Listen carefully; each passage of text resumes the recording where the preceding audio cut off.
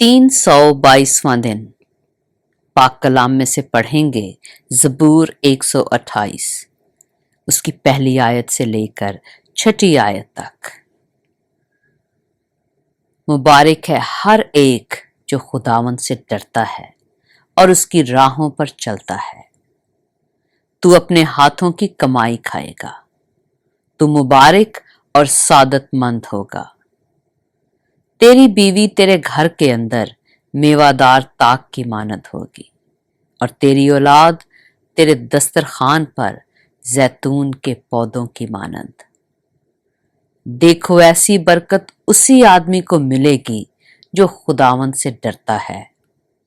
खुदावंद सयून में से तुझको बरकत दे और तू उम्र भर यरूशलेम की भलाई देखे, बल्कि तू अपने बच्चों के बच्चे देखे।